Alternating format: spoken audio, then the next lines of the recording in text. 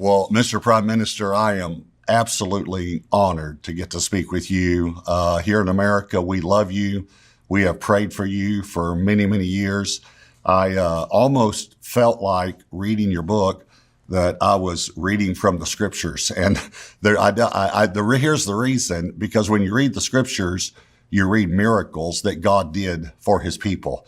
And I read miracle after miracle after miracle that God did through you. And obviously, I know after reading your book, you would deflect that praise to many other people as well, but that God did for his people.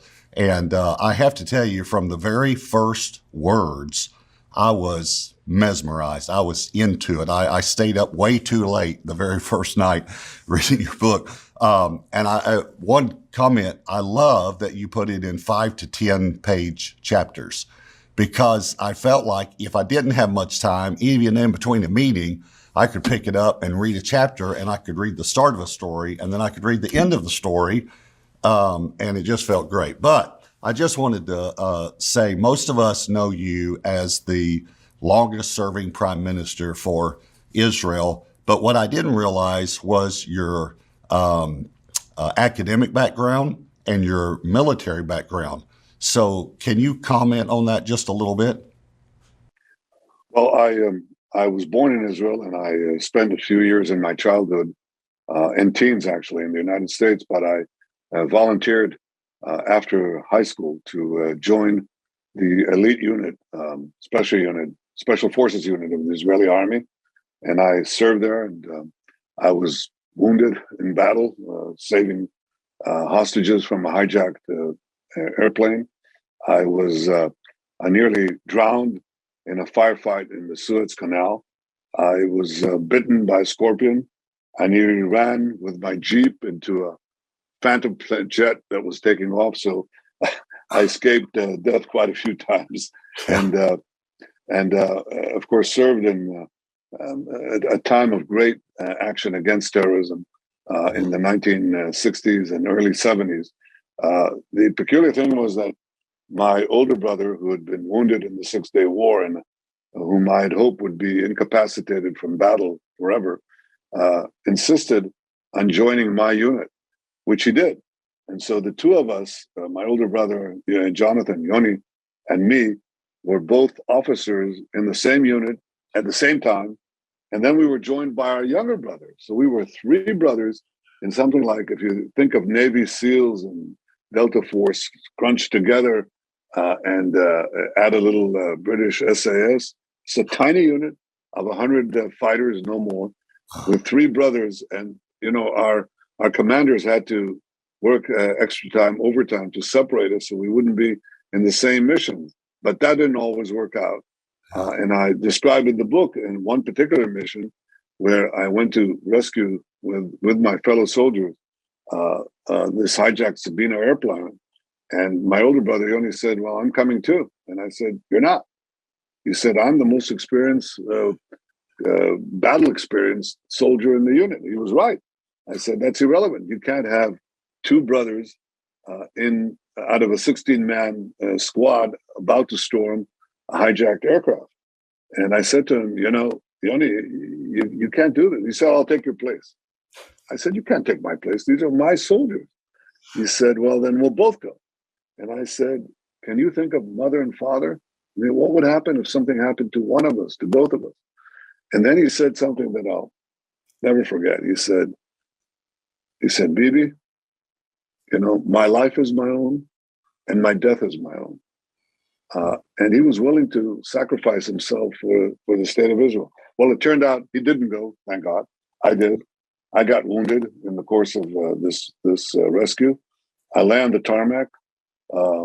We'd finished the two terrorists, killed the two terrorists, neutralized the other two women terrorists. Plane didn't blow up, but I'm lying there on the tarmac with a morphine shot that a medic gave me to ease the pain. I'd been shot in the arm, and I see my brother Yoni running towards me, and he stands above me. He looks down. He has a terrible look of distress on his face, and then he stands above me.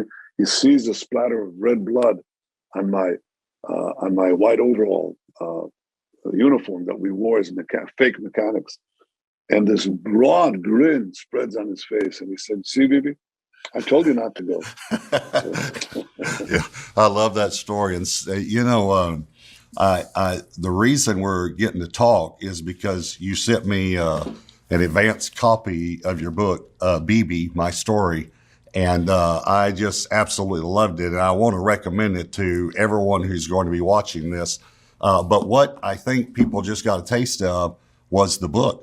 I mean, that's the way you tell the book. You tell the book as if I'm sitting there with you, and you give accurate details, and some of it's like an action movie, and then some of it, but it's real. So when I watch action movies, I don't cry because I know they're not real, but my wife does. But if it's based on a true story, then it gets me to tears. And that's what happened with your book. And your brother Yanni, he really has become a national hero. I know of the book that Yanni's letters, but it's literally God is still using your brother to this day. And isn't that right? well, the word Jonathan means God-given, and he was a great gift to my family and to the people of Israel, but I think also to the world. So 4 years after this Sabina rescue, Yeah. the Palestinian terrorists thought that if they don't land a plane in Israel and try to extort the release of terrorist prisoners, they could do it in the heart of Africa, in Entebbe, Uganda.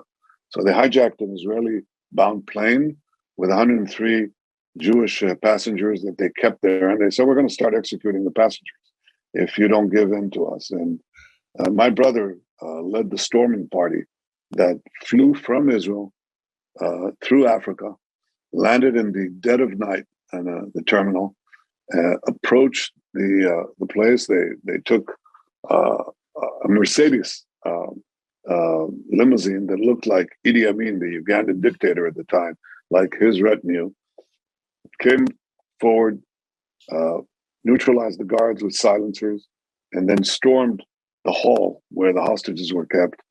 And they saved all of them except 3 that died in the crossfire. Yeah. But there was only one military casualty, and that was my brother, who died in the rescue. So I think, Entebbe has been called the greatest rescue of modern times. Yeah. And it became a legend, and so did Yoni. He emerged from anonymity. He became a hero of Israel, and I think a hero of free people everywhere. Yeah. That was the background which led me. When he died, I thought I died because I'd always had great hopes for him that he would somehow help protect the state of Israel, the future of our people. And now he was dead. And I had to overcome inconsolable grief and to actually enter public life with a view of mobilizing the free world against international terrorism. And ultimately, this led me to become Israel's longest serving prime minister with one goal: to protect the Jewish people and the Jewish state, because I think it is the embodiment of the biblical prophecy.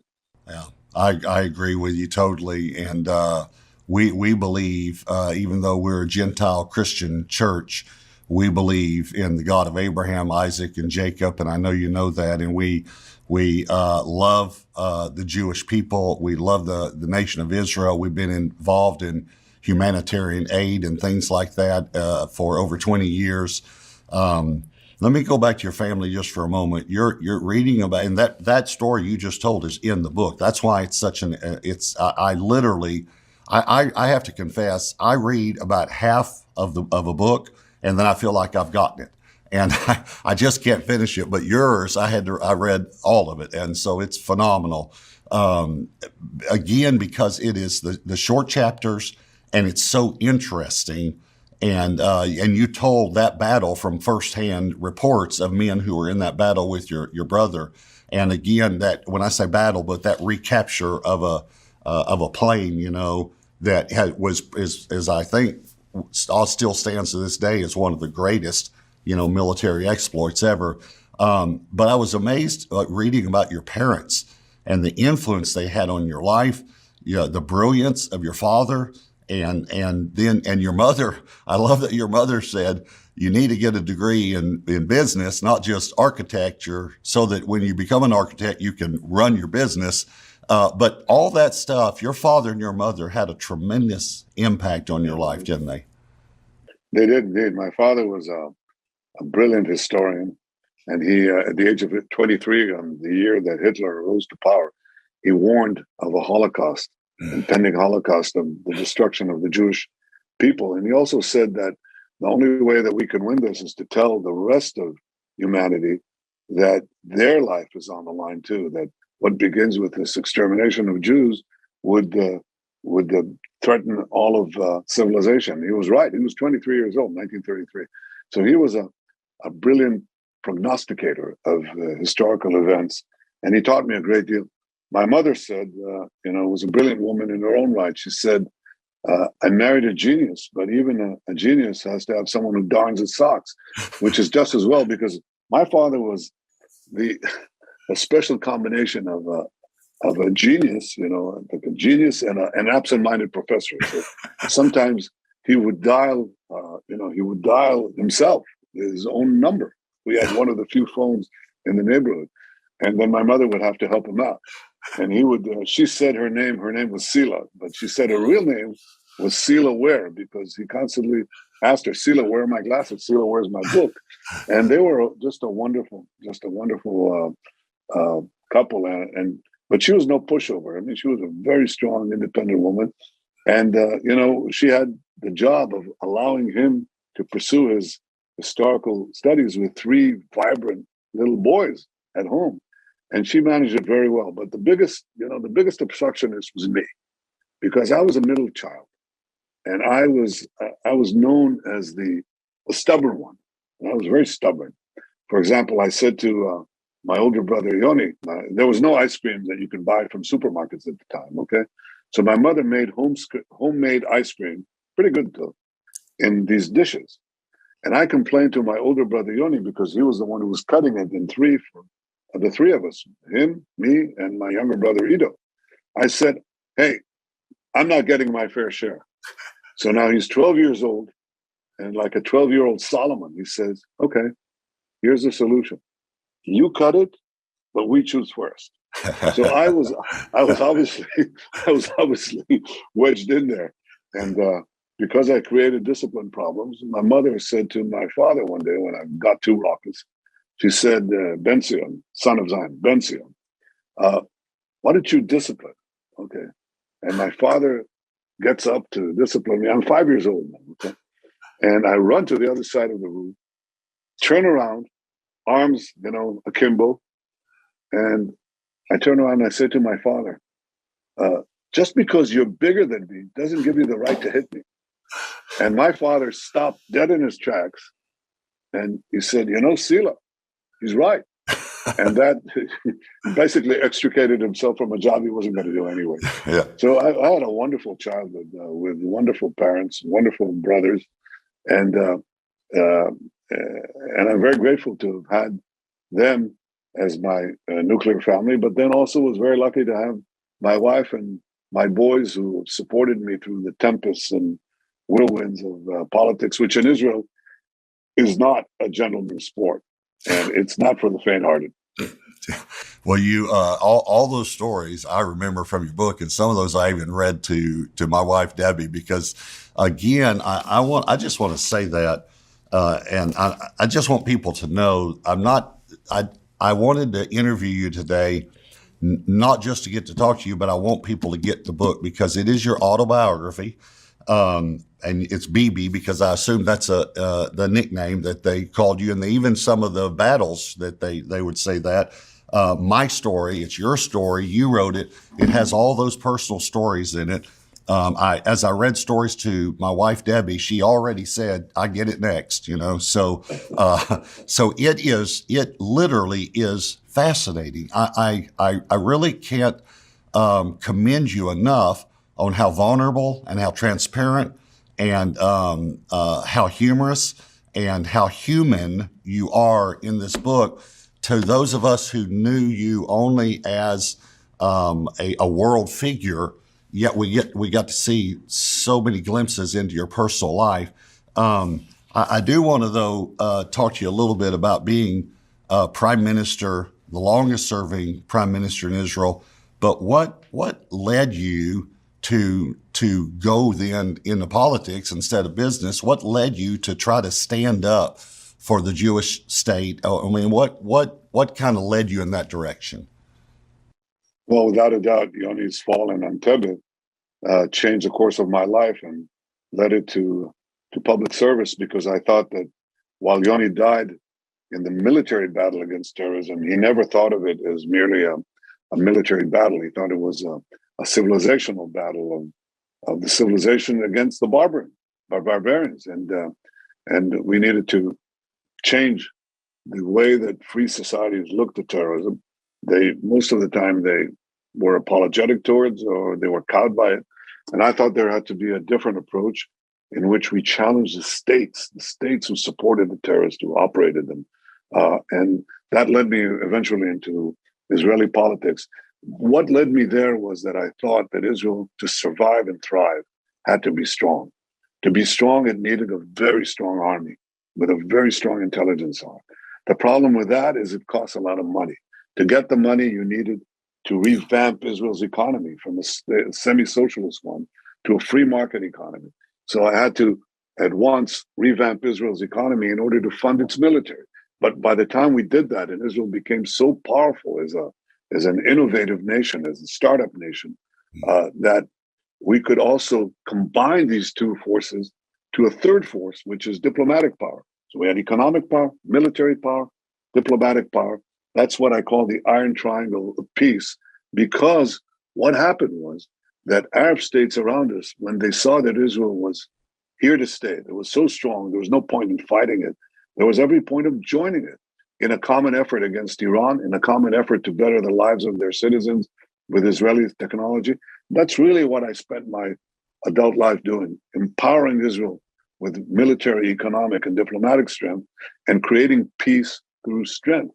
And that came about, obviously, the best time it came about was with President Trump and his team when we did the Abraham Accords, Yes. which showed what happens when an American president and an Israeli prime minister work in tandem for peace through strength. You actually get both. You get peace and you get strength. Yeah. Yeah. So I want to ask you about, I know you worked with 3 U.S. presidents and many world leaders, even Putin, but I want to go back to the Accords with President Trump. I have the Abraham Accords, I have like a layman's understanding of that. And so one of the things I loved about your book was you used to tell people, tell me in one sentence what you're trying to say. And I say that to young preachers and teachers in Israel. You would call them rabbis. As I'm mentoring them, I have to stop them and say, would you just tell me in one sentence what this lesson is about you're trying to teach the congregation? And so you don't have to do it in one sentence, obviously, but can you explain to us what the Abraham Accords are? Yes. The Abraham Accords are 4 peace treaties that Israel had with the United Arab Emirates, Bahrain, Morocco, and Sudan. These are 4 Arab states who didn't have formal peace agreements with Israel. We couldn't get them because the Palestinians vetoed for a quarter of a century any peace with any one of these states or anyone else. And I said, and everybody said, you first have to have peace with the Palestinians. I said, well, you can't, because they don't want a peace with Israel. They want a peace without Israel. They don't want a state next to Israel. They want a state instead of Israel. So if we wait for the Palestinians, we'll never get this broader Arab-Israeli peace with the Arab states. And so in a sentence, what I did was I went around them. I didn't go to the 1% of the Arab world who were the Palestinians. I went to the 99%. I didn't let the tail wag the dog the way other people did.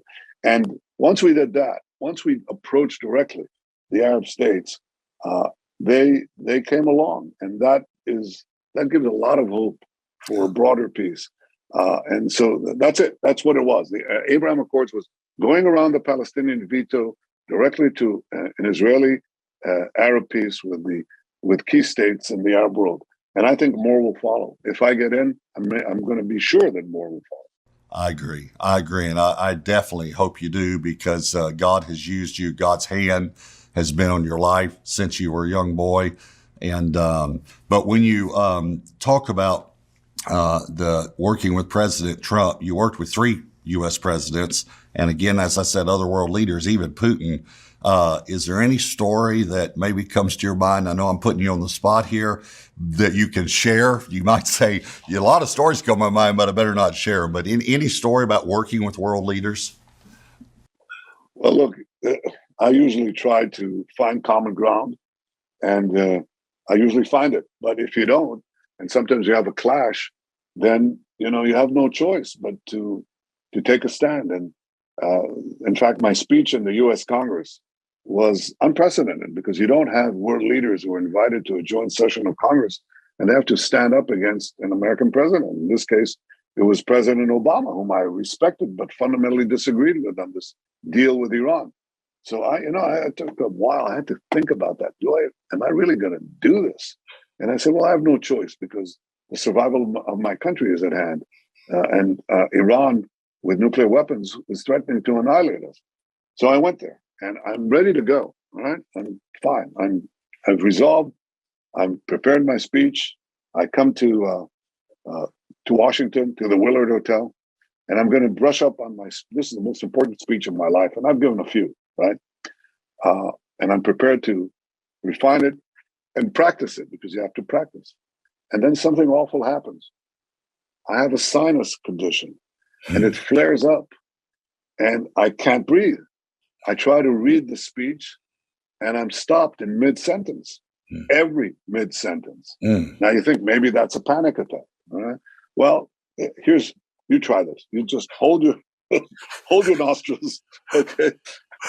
Stay on like that for several hours and see if you can read anything. So I'm saying, what did I do? I overdosed on these nose drops, and my wife tries to bring me a hot bowl of water. The medic that accompanies the prime minister, he tries to bring me, another antihistamine, just makes things worse. And Sarah, my wife, says to me, "Yeah, go to sleep. It'll pass by morning," but it doesn't pass. I don't get even a second sleep. The night I get up in the morning, I shave, I dress, and I'm completely clogged. And now I say, all right, there's nothing to do, just grin and bear it. I don't know, pass through it. And we're driving towards Capitol. And on the way, miracle of miracles, my sinus is cleared. And so when I went into Speaker Boehner's office, I was all smiles. And they stayed clear for the evening and right through the evening. So that's, I don't know, maybe that's Providence helping out. Yeah. But it went well. And there are a lot of vignettes like that. I told the story in big details and small details of what actually happens behind the scenes in the highest echelons of diplomacy. And a lot of time there's conflict. A lot of times you have to take a stance. A lot of time you're attacked, and sometimes you're attacked viciously, and your family is attacked, and you have to find the well springs of faith and belief that carry you through these turbulent times, and so does my family. And I have to say that without that, you have nothing because unless you have a direction and a purpose, you can't live a life of purpose. I have lived a life of purpose. I'm still engaged in it, the battle to ensure Israel's future. But I think that all of your viewers who seek a life of purpose could find insights in this book. And I really mean that. I think it's not only those who love Israel and understand the embodiment of biblical prophecies, the ingathering of the exiles, the return to the Holy Land, but also the life of purpose. How do you, as an individual, find purpose in your life and redirect your life to that purpose? Because that's what gives meaning to life. Yeah. In my own life, educated as a Christian pastor, unfortunately, I was educated so heretically in this area about Israel. I was educated that the church, the Christian church, had kind of taken the place of Israel. And I hate to even admit that to this day. But one day I was reading in the Psalms where it said, "Pray for the peace of Jerusalem." And I felt like the Lord prompted me, "I want you to do that." and I started praying for the church.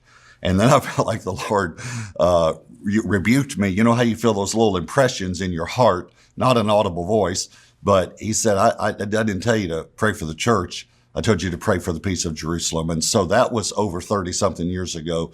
And that's why we've been working. But I want to just use that as a segue to, you talked about, the War of 67, the Yom Kippur War, but you spoke of a word that I'll have difficulty pronouncing. You'll have to help me. The Hasbara War, but you said Israel's never-ending public relations battle against slander and defamation. And I see that all the time. So is there any advice that you could give us as Christians who love Israel, who travel to Israel? Is there something we can do to try to help this war that's going on all the time against Israel? Well, I'll give you the advice I received from a great rabbi, the Lubavitcher Rebbe. When I first came to the UN, I went to see him, and he said to me, you're entering the house of lies. That's how he called the United Nations. And he said, remember that in a hall of complete darkness, if you light one candle of truth, its precious light will be seen far and wide. So, and he said to me, your job is to speak the truth about Israel to the peoples of the world, which is what I've been trying to do alongside my other tasks, because I think that the most important thing is to be armed with the truth and then to speak the truth before those who don't know the truth. Israel is maligned as an undemocratic state. It's the only democracy in a huge area. Israel is a beacon of human rights, of democracy, of freedom, and in an area that in many ways until recently had very little of that. And Israel is fighting to protect itself against annihilation from Iran, but Iran would threaten everybody else. It would threaten America. It would threaten Europe. It would threaten the America's allies in the Middle East. So Israel is there holding the fort. And sometimes this is maligned. We are said that we're colonists. We're in a strange land. We're not in a strange land. We're not the Belgians in the Congo or the Dutch in Indonesia. We're the Jews who come back to the Jewish land. When Jesus was there, he didn't overturn the money changers' tables in Tibet. He turned it in the Temple of Jerusalem, which was a Jewish temple. He was a Jewish rabbi, and in fact, the common cores, the common threads of Judaism and Christianity tell you that the fake history that people try to create, that we weren't there, that we are, we're recent interlopers, we came there only 100 years ago, that's completely false. We've been there from the time of the Bible. We were thrown out of our land, but we never lost hope to come back to Jerusalem. And in many ways, this was facilitated. And this is probably something your audience doesn't know, that the return of the Jewish people and the reestablishment of a Jewish nationhood in the land of Israel was helped enormously by Christian believers, by Christian Zionists over the centuries, and culminated in a tremendous efflorescence of Christian Zionists in the 19th century and the 20th century, so that Israel's greatest allies in the world